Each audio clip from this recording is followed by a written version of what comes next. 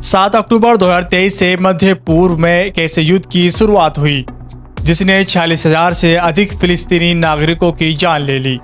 एक साल से अधिक समय से चल रहे इस युद्ध में लाखों लोग बेघर हो गए, बच्चे अनाथ हुए और औरतें विधवा हो गई। 15 महीनों से जारी इस भयानक युद्ध में गजा की अनुमानित 90% आबादी को विस्थापित होना पड़ा। नवंबर 2023 में हुए एक सप्ताह के संघर्ष विराम के दौरान गजा से 100 से अधिक बंधकों को रिहा किया गया था। हालांकि अब इस युद्ध में सीज फायर की बात सामने आई है, जिससे लोग काफी खुश नजर आ रहे हैं।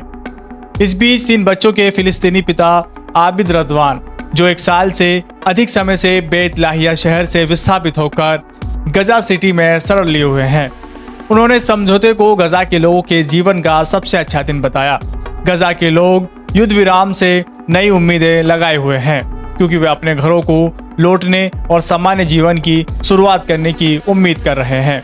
हमास के अधिकारी इज्जत अल रिशेक का कहना है, कतर की राजधानी दोहा में हुए इस समझौते में हमास की सभी शर्तों को शामिल किया गया है।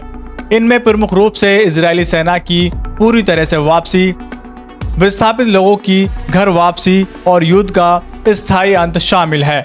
वहीं इस संघर्ष में पश्चिम एशिया को अस्थिर कर दिया है और दुनिया भर में इसे लेकर प्रदर्शन हुए। समझौते की घोषणा के बाद बड़ी संख्या में फिलिस्तीनी सड़कों पर उतरे और उन्होंने खुशी मनाई। महमूद वादी ने कहा, इस समय हम जो महसूस कर रहे हैं कोई नहीं कर सकता, इसे बयान नहीं किया जा सकता। कतर ने कहा कि इजराइल और हमास ने रविवार से गाजा में युद्ध विराम और 15 महीने के युद्ध के बाद बंधकों और कैदियों की अदला बदली पर सहमति जताई है। कतर के पीएम शेख मोहम्मद बिन अब्दुलरहमान बिन जसीम अल थानी ने कहा है कि समझौते के पहले 42 दिवसीय चरण में 33 इजरायली बंधकों को रिहा किया जाएगा, जो स्थायी युद्ध विराम बन सकता है। हमास के करीबी 2 सूत्रों का कहना है कि इजराइल लगभग 1000 फिलिस्तीनी कैदियों को रिहा करेगा, जबकि इजराइल सरकार के प्रवक्ता ने कहा है कि सैकड़ों कैदियों को रिहा किया जाएगा।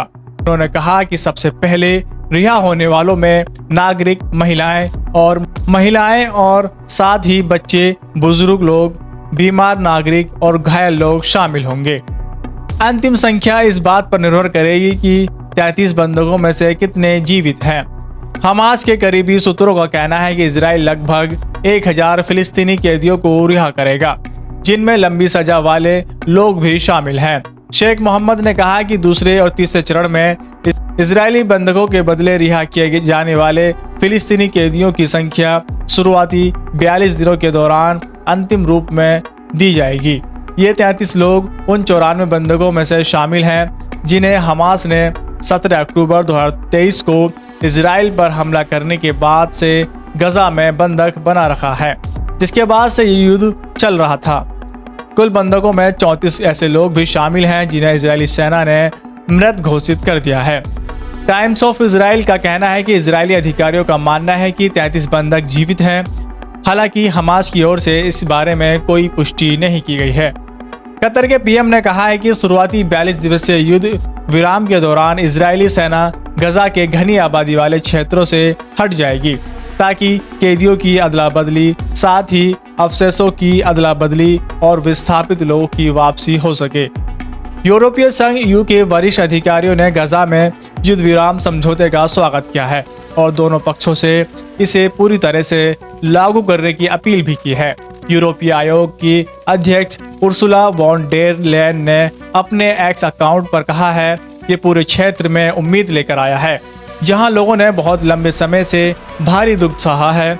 उन्होंने कहा, क्षेत्र में स्थायी शांति और संघर्ष का राजनीतिक हल पाने की दिशा में ये कदम अहम है, इसलिए दोनों पक्षों को इस समझौते को पूरी तरह से लागू करना चाहिए। संयुक्त राष्ट्र महासचिव एंटोनियो गुटेरेस ने कहा है कि यूएन इस समझौते को लागू करने और अनगिनत फिलिस्तीनियों को निरंतर मानवीय राहत पहुंचाने के लिए तैयार है, जो लोग लगातार पीड़ित हैं। तुर्की के विदेश मंत्री हकन फिदान ने संघर्ष विराम समझौते को क्षेत्रीय स्थिरता के लिए महत्वपूर्ण कदम बताया है। उन्होंने इजराइल फिलिस्तीन संघर्ष के लिए 2 राज्य समाधान के लिए तुर्की के समर्थन को दोहराया है। समझौते में अहम भूमिका निभाने वाले मिस्र के राष्ट्रपति अब्देल फतेह अल सीसी ने युद्ध विराम का स्वागत किया है। इसके साथ ही उन्होंने गजा में मानवीय सहायता की तेजी से डिलीवरी पर जोर दिया। बेल्जियम के पीएम अलेक्जेंडर डी क्रूक ने कहा है कि कई महीनों के संघर्ष के बाद हम बंधकों को, उनके परिवारों और गजा के लोगों के लिए बहुत राहत महसूस करते हैं। आइए उम्मीद करें कि यह युद्ध विराम लड़ाई को समाप्त कर देगा और एक स्थायी शांति की शुरुआत को चिन्हित करेगा। बेल्जियम मदद के लिए तैयार है।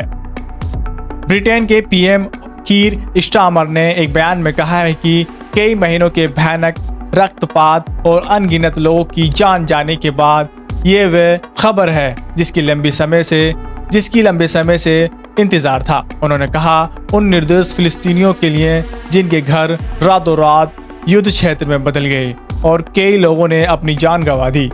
इस युद्ध विराम से मानवीय सहायता में भारी वृद्धि होगी। भारत ने गजा युद्ध की शुरुआत से ही दोनों पक्षों से शांति की अपील की है। भारत ने हमास के हमले के साथ साथ फिलिस्तीनी नागरिकों पर भीषण बमबारी की भी निंदा की है।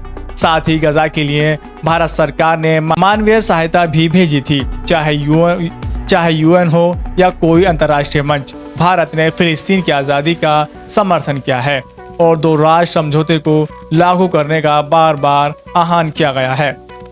इस युद्ध विराम समझौते ने गजा और इजराइल दोनों में एक नई उम्मीद की किरण जलाई है।